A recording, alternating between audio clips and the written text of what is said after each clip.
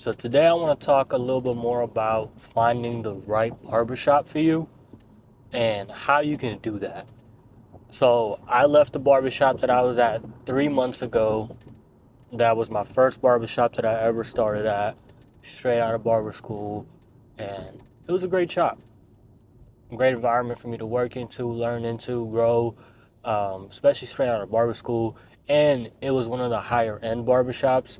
So I came into the industry charging $45 a haircut, $45 a haircut.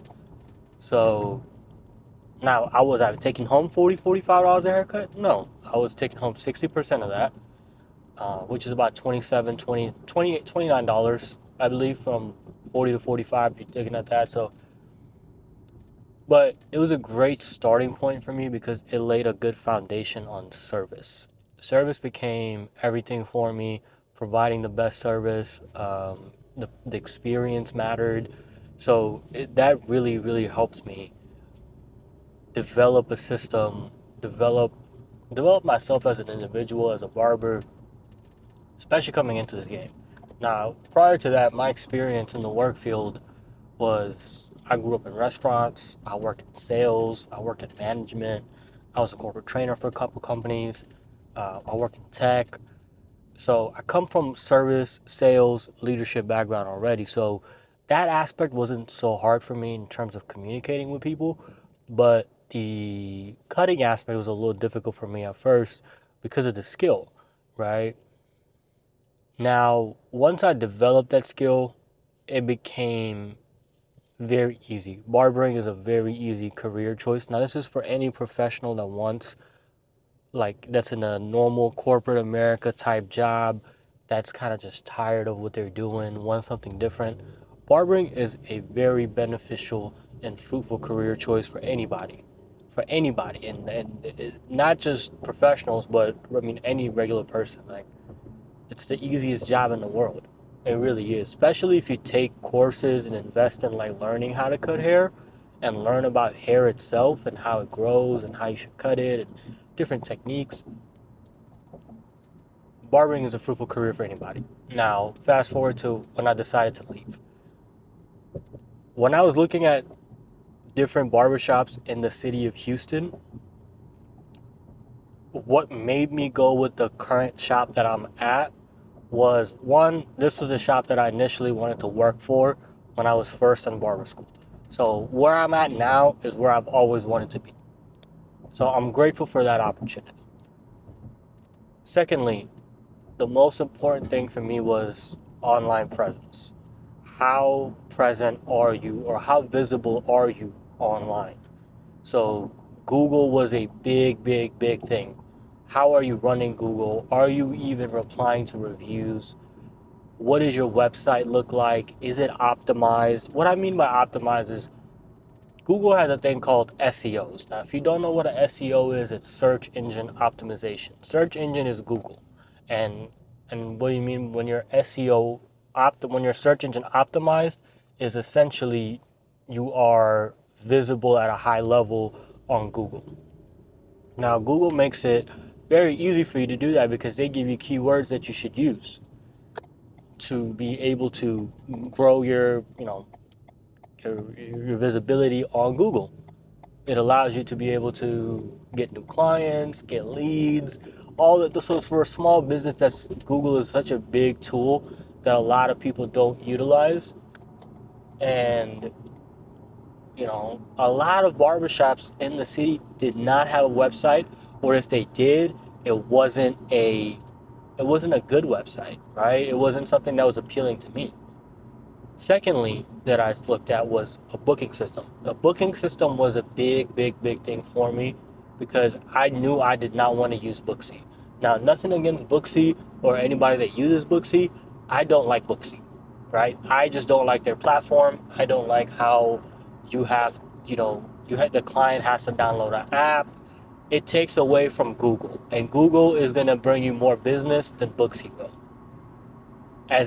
That's for anybody, like any small business owner. If you're a barbershop and you're still using Booksy, you're cutting yourself. You're cutting your own legs underneath from you, and it's costing you a lot of money. So I went through and I eliminated, I want to say, a good 50% of the shops in the city because they would use Booksy. Like the shop could be beautiful and everything could look great, but then I look onto their page and it makes you go to Booksy. I don't like Booksy because it makes you download an app.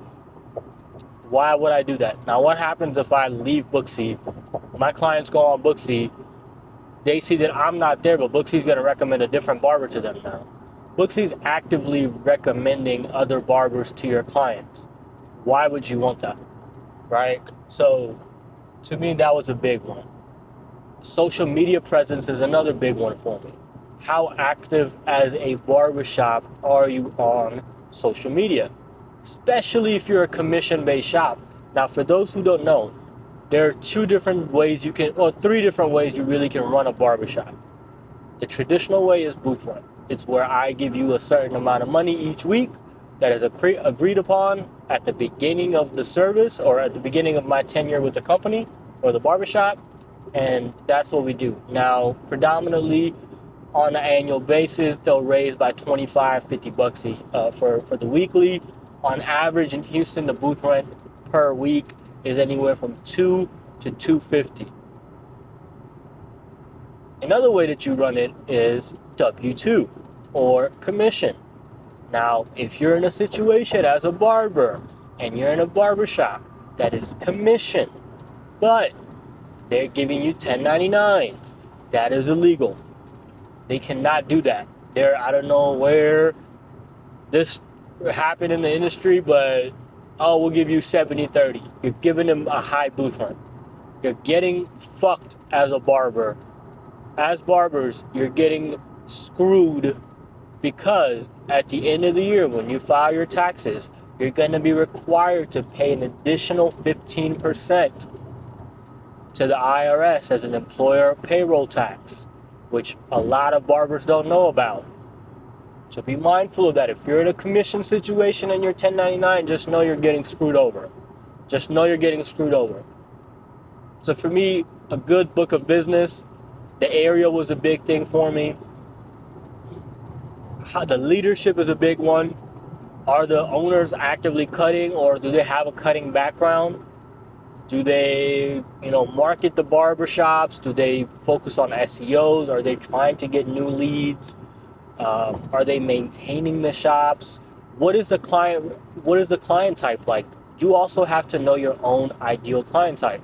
If you're a barber and you don't know your own ideal client type, you're not going to be successful in the barbershop. I'm guaranteeing you that. Knowing your book of business and who you're going to have coming in and out of the shop is so important, because that's where your ceiling lies, is with the people that you service. You could be in a fade shop all day long, making your money, and that's great. I know barbers that are in fade shops making $100,000 a year, but they also attract the clientele that they want. You can't just sit on your ass and not do anything. Now, you also got to have a little bit of hustle in you as well, because you can't go into a barbershop and not put in any work, like going out and handing out business cards or asking for referrals or getting Google reviews. Getting Google reviews is going to be your biggest asset at the beginning, especially if you've already been cutting and you're transitioning into a new shop. Going in and getting reviews is going to be such a big factor in how it's going to help you book a business. For me, when I went in, I had like 40-50 Google reviews about 30 Google reviews under my name already by the time when I was first starting at the barbershop that I'm at now. What that did for me was a lot of people, when they would come in, a lot of newer clients that I've actually managed to retain, they would be like, yeah, I was looking on Google, saw the barbershop, went to the reviews, saw your name, and you had all the reviews, so I came to you. Another thing that you can, as new barbers, if you're going to, be active on your social media. Post different cuts. Post cuts that people want to, people that you do, because that's going to invite people to come in. I can't tell you how many times I like scissor cuts. A lot of my clients now come in that are a lot of the clientele that I deal with now are business people.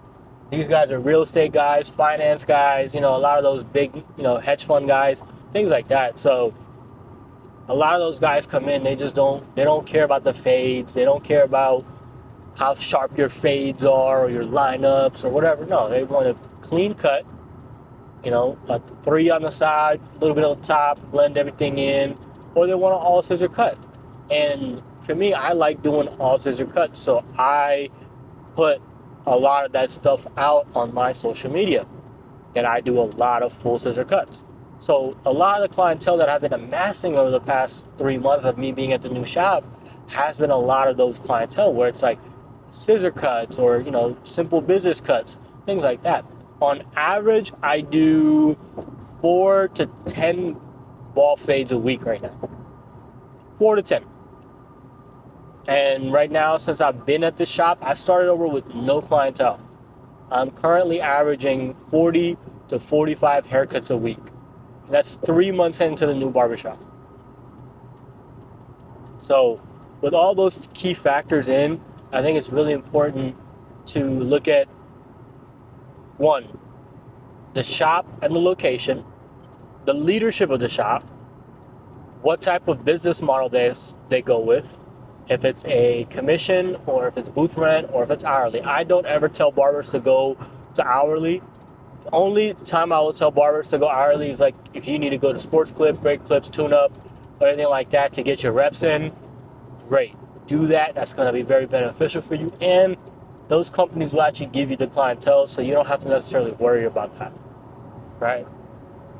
So we have location, leadership, business model, booking system. Do you like the booking system? Have you used the booking system? What do you like about the booking? That's a big one. Booking system for me was a big one. Without a good booking system, I was not going to go to a shop. Just wasn't going to do it. Or if I was going to go to a booth rent shop, I was going to want to have my own booking system. So location, leadership, business model, booking system. Those are going to be the 4 big key factors, in my opinion, that will help you be successful in finding the right shop, right? Finding the right shop and also knowing what your client type is. So 5 key things: knowing the people that you're going to service or that you want to service and how you can get those people. So that's my rant for today. Hope that helps. Deuces.